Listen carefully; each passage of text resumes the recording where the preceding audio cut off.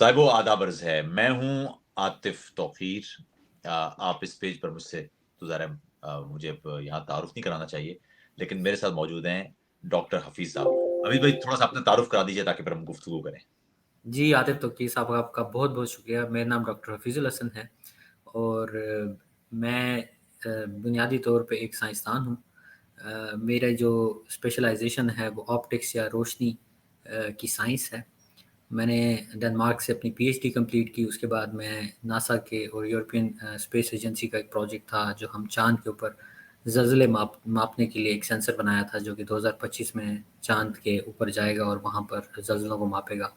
इस सब के अलावा मुझे अदब से भी लगाव है, तारीख़ से भी लगाव है, पाकिस्तान की ख़ास तौर पर माशरत से भी लगाव है। तो इस हवाले से मैं गाहे-बगाहे अपने पेज के ऊपर भी लिखता रहता हूँ और मेरे जो फ़ॉलोअर्स हैं वो इस बारे में जानते भी हैं। और आपका भी बहुत शुक्रिया कि आपने मुझे वक़्त दिया। बहुत-बहुत शुक्रिया डॉक्टर साहब। मामला ये है कि हम अभी कुछ देर पहले भी गुफ्तगू कर रहे थे और हम अक्सर गुफ्तगू करते हैं।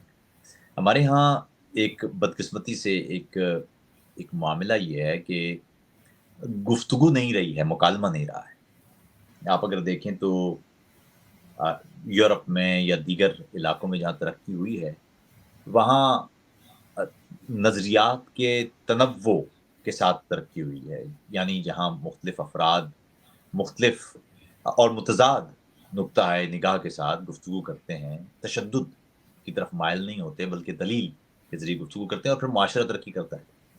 आपको क्या लगता है हमारे माशरे में क्या मामला है? क्यों तरक्की नहीं हो रही है? क्यों मुकालमा रुक गया है? कौन-कौन से अनासिर हैं जो रोक रहे हैं मुकालमा और गुफ्तगू नहीं होने दे रहे? मैं इसकी बहुत सारी वजूहात हैं। एक तो ये कि हमारा माशरा बाइपोलर माशरा है, यानी कि 2 एक्सट्रीम्स के ऊपर लेके गए हैं लोगों को नज़रियात के तौर पे। यानी एक तरफ आपको एक एक्सट्रीम नज़र आती है, दूसरी तरफ आपको दूसरी एक्सट्रीम नज़र आती है और हर कोई ये सोच रहा है कि वो ही ठीक है। उनमें क़ुव्वत बर्दाश्त नहीं है बात को सुनने की या बात को समझने की, किसी दूसरे का जो इख्तिलाफ़ राय है उसको कबूल करने की और उस पर सोचने की। मैं बुनियादी तौर पर ये समझता हूँ कि हमारा माहौल या हमारी तालीमी निसाब या हमारा जो कल्चर है वो इस तरह से बना दिया गया है कि हमने बस एक जिस तरह से होता है कि रटा जो आपको रटा लगा दिया गया है, अब आपने सारी उम्र उसी रट्टे के ऊपर ही चलना है। तो ये एक बुनियादी मसला है कि लोग ये समझते हैं कि इख्तिलाफ़ राय कोई बुरी चीज़ है। आप अगर किसी से इख्तिलाफ़ करते हैं तो वो एक अना का मसला पैदा कर देते हैं। ये माशरों के इर्तिगा में ये चीज़ शामिल है। जैसे आप देखिए कि कबायली जो माशरे होते हैं, मैं यहाँ पे लफ्ज़ कबायली इस तरह से कह रहा हूँ कि जहाँ पर तरक्की अ, जदीद दौर की तरक्की नहीं हुई होती। वहाँ पे जिसे हम कहते हैं एक प्रिमिटिव सोसाइटी है। प्रिमिटिव सोसाइटी में ये होता है या तो आप हमारे साथ हैं या आप हमारे साथ नहीं हैं, आप हमारे दुश्मन हैं। लेकिन जदीद माशरों में आप देखें जहाँ पे यूरोप में आप बैठे हैं, मैं बैठा हूँ, यहाँ पे अगर आपको कोई बात पसंद भी नहीं है तो आप उसको सुनेंगे ज़रूर। भले आपको सही लगे या ना लगे, आप उसको सुनेंगे ज़रूर। दूसरा जो अहम पहलू है वो ये है कि सवाल करने से हमें रोका जाता है। बचपन से ही सवाल करने से रोका जाता है। आप अगर असातिज़ा को देखें तो असातिज़ा को लेक्चर के दौरान आप सवाल नहीं कर सकते असातिज़ा से। हाँ, लेकिन क्यों रोका जाता है? ये है सवाल।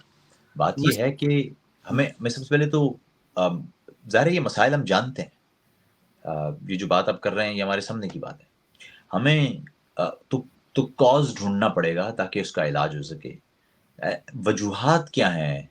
क्यों रुक रहा है सवाल? सवाल से खौफ क्यों है? और ये कहाँ से शुरू हुआ है? क्योंकि मुताला नहीं है, इल्म नहीं है। आप सवाल से डरते हैं क्योंकि आपके सवाल का जवाब नहीं पता। आपसे ऐसा सवाल कर दिया जाए जिसका आपको जवाब ही पता ना हो तो आपको अना का मसला पैदा होगा उससे। और ये हमारे अंदर आज भी नहीं सिखाई जाती कि भाई सवाल अच्छा है, इसका जवाब मिलकर ढूँढते हैं। वो एक टीम वर्क भी नहीं है हमारे यहाँ।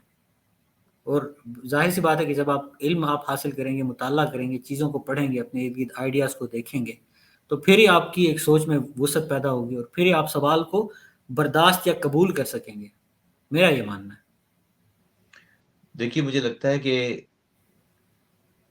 जो बुनियादी उन्सुर हमारे यहाँ पैदा हो गया है, वो है एक अच्छा माशरा तो वो होगा, जो आइडिया का माशरा होगा। जैसे ही माशरा आइडिया के माशरे की बजाय आइडियोलॉजी का माशरा बनता है, ज़बरदस्त। उसके साथ सबसे बड़ा मसला ये पैदा हो जाता है कि आइडियोलॉजी एक स्टैटिक एंटिटी है। हुँ, आप नज़रिए में ज़्यादा तरामीम या तशरीहात में ज़्यादा आप तबद्दुल वो कर नहीं सकते। تو اس کی ایک خاص لمٹ ہوتی ہے، اس کے بعد وہ یا تو نظریہ اکھڑ جاتا ہے یا آپ خود اس نظریے سے دور ہو جاتے ہیں۔ دوسرا طریقہ ہوتا ہے کہ آپ نظریے کے بجائے نظریے کو آپ اپنی ذات تک رکھیں اور آپ تصور یا آئیڈیا کی دنیا کی طرف جائیں۔ آئیڈیا کی اچھی بات یہ ہوتی ہے کیونکہ وہ فکس نہیں ہوتا، اس میں الاسٹک ہوتا ہے، گفتگو کی گنجائش ہوتی ہے اور اس پر مسلسل سوالات ہو سکتے ہیں۔ مثال کے طور پر دیکھیے، سائنس کی دنیا میں آپ کو کبھی نہیں کہا جائے گا کہ 11ویں منزل سے گریں گے تو مر جائیں گے۔ آپ کہا جائے گا کہ 11ویں منزل سے گریں گے تو اٹس ہائیلی لائکلی کہ آپ مر جائیں گے۔ اس میں بھی ایک تھوڑی سی جگہ رکھی جاتی ہے کہ مر ہو جانا سکتا ہے پہلے۔ نہ مرے کوئی 11 میں، ہو سکتا ہے کہ 1,00,000 لوگ مریں گریں اور 1,00,000 میں سے کوئی ایک آدھ بچ بھی جائے، ممکن ہے۔ تو اس لیے وہ جو یقین، مکمل یقین ہے نا، جیسے اسٹیفن ہاکنگز نے کہا تھا کہ universe does not allow perfection, تو پرفیکشن کی جب گنجائش نہیں رکھی اس کائنات نے، تو یہ کیسے ممکن ہے کہ کوئی ایک اپنے دماغ میں ایک نظریہ طے کر لیں اور طے کر لیں کہ اس پر اب سوال نہیں ہو سکے گا، کیونکہ جو سوال کرے گا وہ پھر میرا دشمن ہوگا۔ اس سے ہم، اور یہ مزے کی بات ہے کہ اس میں ہم، جیسے کہ آپ دیکھتے ہیں، اور صرف ہمارے معاشرے میں نہیں، دنیا بھر کے معاشروں میں خاص طور پر جو رجت پسندی ہے اور خاص طور پر جو مذہب سے جڑی ہوئی رجت پسندی ہے، اس میں یہ معاملہ ہے۔ لیکن آپ یہ دیکھیں کہ ماضی میں تو یہ معاملہ نہیں تھا۔ ماضی میں تو بہت سارے مسلم دانشور تھے، مسلم فلاسفرز تھے جو بڑے بڑے اہم سوالات کرتے رہے ہیں۔ تو پھر یہ ہوا کیا ہے؟ اس کا مطلب ہے کہ بنیادی طور پر مذہب سے زیادہ مسئلہ ہم نے جو آگے بڑھ کے جو چیزیں روکی ہیں، وہ شاید ہمارے اینڈ پر کچھ مسئلہ ہے۔ کیا کہتے ہیں آپ؟ نہیں، یہ بات آپ کی بالکل ٹھیک ہے۔ جیسے آپ نے کہا کہ آئیڈیاز اور آئیڈیالوجی اسٹیٹک ہے اور آئیڈیاز جو ہیں وہ فلوٹنگ ہیں، یعنی کہ آپ اس پہ سوال کر سکتے ہیں، بات کر سکتے ہیں، اور سائنس بنیادی طور پر آئیڈیاز کے اوپر ہی چلتی ہے۔ آئیڈیالوجی آپ دوسری طرف آپ وہ اس کو دیکھ لیں، کچھ ایسے نظریات ہیں جن میں آپ کو سپیس زیادہ دی جاتی ہے سوال کرنے کی، کچھ ایسے نظریات ہوں گے جن میں آپ کو سپیس کم دی جائے گی سوال کرنے کی۔ اب مسئلہ یہ ہے کہ جہاں پر شدت پسندی آ جائے نظریے میں، وہاں پہ مسئلہ پیدا ہوگا۔ اب وہ شدت پسندی کیوں آئی ہے؟ اس کی بہت ساری ریزنز ہیں، آپ تاریخ اٹھا کر دیکھیں، اس کی جیو پولیٹیکل ریزنز ہیں، اس کی استعماری، جو ہمارے ہاں ایک استعماریت آ گئی، کولونیلزم آ گئی، اس کی وجہ سے بھی کچھ نہ کچھ فرق پڑا ہے۔ لوگ ایک اس سے نکل گئے، ایک طرف ہو گئے یا دوسری طرف ہو گئے۔ تو یہ مطلب یہ ایک تاریخ کا ایک الجھاؤ ہے۔ اب آپ بھارت کی مثال لیجئے، بھارت میں آپ کو شدت پسندی بھی ملے گی، بھارت میں آپ کو دوسری طرف کے بھی لوگ ملیں گے، لیکن بھارت ترقی کر رہا ہے، وہاں پہ بھی یہ سارے مسائل موجود ہیں، نظریات کی جنگ تو وہاں پہ بھی چل رہی ہے، لیکن وہاں پہ جو ریاست ہے اس نے یہ فیصلہ کر لیا۔ نہیں، لیکن آپ یہ دیکھیں کہ ریاست نے فیصلہ تو کر لیا ہے، لیکن اب ریاست جب اس کا جھکاؤ انتہا پسندی کی طرف ہو رہا ہے، اب یہ دیکھیں کہ معاشرے کا فیبرک ٹوٹ رہا ہے، اور اگر معاشرے کا فیبرک ٹوٹے گا آگے چل کے تو ترقی تو رک جائے گی۔ کیونکہ اگر آپ یہ دیکھیے کہ ایسے معاشرہ سرمایہ داری طور پر کبھی بھی ایک ترقی کی طرف جاتا ہوا معاشرہ یا نمو پاتا ہوا معاشرہ نہیں ہو سکتا جس معاشرے کے اندر رجت پسندی ہو، سڑکوں پر تشدد ہو، جہاں دلیل کے لیے جگہ نہ ہو۔ جب آپ جگہ ختم کریں گے تو سرمایہ کاری بھی تو رکے گی، آپ کی جو مٹیریل ترقی ہے وہ بھی تو رکے گی۔ بالکل ایسا ہی ہوگا، لیکن کہنے کا مطلب یہ ہے کہ ریاست میں اگر کسی ایک فرد پہ یا کسی ایک نظریے پہ ریاست اپنا ہاتھ رکھ دے تو ظاہر سی بات ہے کہ اس کو زیادہ سپورٹ ملے گی، وہاں پہ لوگ اس نظریے سے ریلیٹڈ لوگ زیادہ ہو جائیں گے، تو سپیس کم ہوتی جائے گی۔ یہ بات آپ کی بالکل ٹھیک ہے کہ ہمیں یعنی نہیں آپ ایک لمحے پتہ۔ کے لیے سوچیں، ایک لمحے کے لیے آپ ایک ایسے ہندوستان کا تصور کریں جس میں مسلمان نہ ہوں۔ یعنی آپ آج یوں سمجھیے کہ آپ آج سوتے ہیں اور صبح آپ اٹھیں تو ہندوستان میں تمام مسلمان ختم ہو جائیں یا چلے جائیں وہاں سے، یہ کیسا بھیانک ہندوستان ہوگا، ایسا ہندوستان۔ ایسے اسی طرح اگر آپ صبح اٹھیں اور پاکستان سے تمام اقلیتیں ختم ہو جائیں تو پھر آپ کہاں لڑیں گے؟ ظاہر ہے پھر آپ آپس میں لڑیں گے، کیونکہ پھر آپ اقلیتیں ڈھونڈیں گے، آپ اپنے اندر اقلیتیں تلاش کریں گے اور پھر وہ تو مذہب کے اندر جی وہ تو ظاہر ڈھونڈ ہے۔ ہی چکے ہیں، وہ تو ڈھونڈ ہی چکے ہیں، وہ تو ہاں، آپ دیکھ ہی رہے ہیں کہ ڈھونڈ ہی چکے ہیں۔ تو یہ مسائل ہیں۔ کہنے کا مقصد یہ ہے کہ حل کیا ہے ڈاکٹر صاحب؟ حل کیا ہے؟ مسائل تو ہیں، حل کیا ہے؟ حل صرف لیکن حل اس کا وہ یہی ہے ہمارے کہ تو کہتے ہیں حل صرف جماعت اسلامی ہے۔ ہاں؟ وہ تو مذاق ہے، لیکن حل یہی ہے کہ اب دیکھیے، جو سب سے بڑا ایک چیز ہے نا، وہ یہ ہے کہ ریاست یا کوئی بھی جہاں پہ اسٹیٹس کو ہوگا وہ ڈریں گے شعور سے، علم سے، ان چیزوں سے ڈریں گے. ان ساروں کی جو سورسز ہیں، اب آپ یہ دیکھیے کہ آج کا جو دور ہے ٹیکنالوجی کا دور، جس میں ماس کمیونیکیشن ہے، آپ کے پاس انٹرنیٹ ہے، لوگوں کے پاس سوشل میڈیا ہے، سب کچھ ہے. وہاں پر بھی کیا ہو رہا ہے؟ وہاں پر بھی سرکس چل رہا ہے. وہاں پہ بھی کوئی اوریجنل تھاٹ یا اوریجنل تھنکنگ کے لوگ ہمارے ہاں، جو کہ جسے آپ اکیڈیمیا کہیں، جو آپ کی اکیڈیمیا ہے، جو کہ خیالات لے کے آتی ہے کسی بھی معاشرے کے اندر، یا آپ کی جو سول سوسائٹی ہے جو اس سے انسپائر ہوتی ہے، وہی خاموش ہے. نہ یا تو ان کو بولنے نہیں دیا جاتا ہے، یا ان میں اتنی کریج نہیں ہے کہ وہ بولیں اس چیز کے اوپر. وہاں پہ بھی ریاست کی قدغن شامل ہے اس چیز کے اندر. تو حل اس کا یہی ہے کہ آپ علم اور شعور کو مزید پھیلائیں. آپ ٹیکنالوجی کا استعمال بھرپور طریقے سے کریں. جس طرح سے آپ دیکھیں کہ جب یورپ میں رائنسانس ہوا ہے آپ کا، تو وہ کیسے ہوا کہ چھاپہ خانے کی ایجاد ہوئی ہے، تو کتابیں پھیلنا شروع ہوئیں، تو وہاں پہ علم پیدا ہوا ہے. تو اس کے بعد آپ دیکھیں کہ یورپ کتابیں میں تو کس بہت طرح پڑھی ہیں سر، کتابیں بھی موجود ہیں، سوشل میڈیا بھی موجود ہے، پھر علم کیوں نہیں پھیل رہا؟ ڈائریکٹڈ علم نہیں ہے نا آپ کے پاس. آپ نہیں یہ ڈائریکٹڈ دیکھیے کہ ایک انفارمیشن میں نوائز اتنی زیادہ ہے کہ اس میں انفارمیشن ختم ہو جاتی ہے.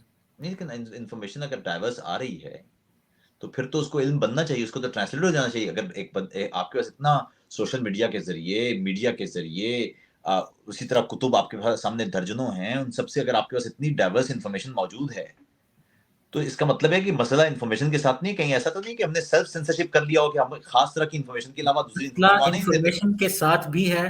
مسئلہ اس انفارمیشن کو آپ کس طرح سے کنوے کرتے ہیں. جیسے فرض کیجئے میں اگر سائنس کی بات کرتا ہوں، سائنس ایک مشکل سبجیکٹ سمجھا جاتا ہے، لیکن یہ بہت خوبصورت سبجیکٹ ہے. اس کو سکھانے والے لوگ جو ہیں، ان میں کتنی دیانتداری ہے کہ وہ کس طریقے سے اس کو سہل انداز میں سمجھانے کی کوشش کر رہے ہیں. سر سہل انداز میں تو سمجھانے کی کوشش تب وہ کریں گے جب وہ خود جانتے ہوں گے. اب مسئلہ یہ ہے کہ ایک معاشرہ اگر ایسا ہو جس معاشرے میں جو سب سے کم جانتا ہو اس کو آپ اردو پڑھانے پر لگا دیں، یعنی جو اسکول کا سب سے بیکار ٹیچر ہو اسے کہیں گے آپ زبان سکھائیں، تو وہ زبان کیا سکھائے گا؟ اور جو سب سے خود برا ایک سائنس میں ہو طالب علم، دیکھیے پاکستان میں ٹیچنگ کے شعبے میں کون لوگ جاتے ہیں؟ کیا معاشرے کے بھرپور علم والے لوگ ہی ٹیچنگ کی طرف جاتے ہیں؟ ہمارے معاشرے میں جس کے پاس یعنی اچھا علم ہو یا جو ترقی کرنا چاہے، وہ کیا تدریس کی طرف جائے گا؟ تدریس کے شعبے کی طرف نہیں، بالکل تو بھی نہیں. اگر تو جب نہیں جائے گا تو اس کا مطلب ہے تدریس کے شعبے کی طرف کون لوگ جا رہے ہیں؟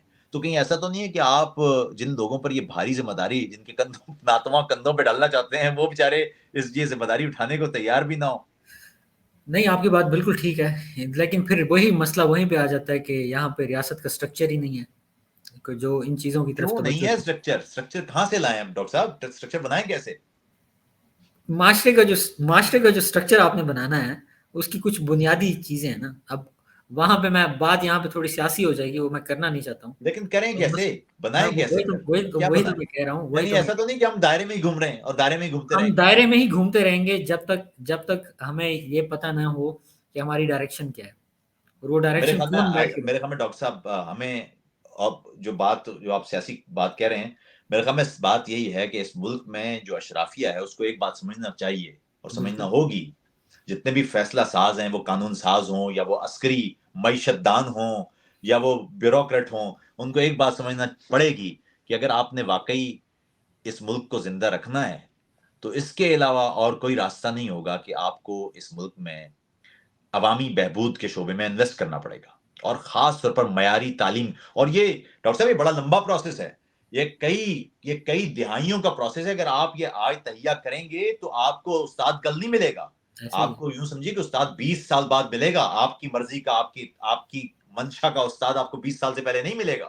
اسی طرح اگر آپ آج چاہیں گے کہ انڈسٹریز آپ کی کھل جائیں تو آپ کو 15-20 سال تک ایک ایسی پالیسی بنانا پڑے گی کہ بالکل 20 سال کے بعد آپ کی انڈسٹری. تو بالکل آپ کو ہنرمند تیار کرنا پڑیں گے، آپ کو ووکیشنل اسکول.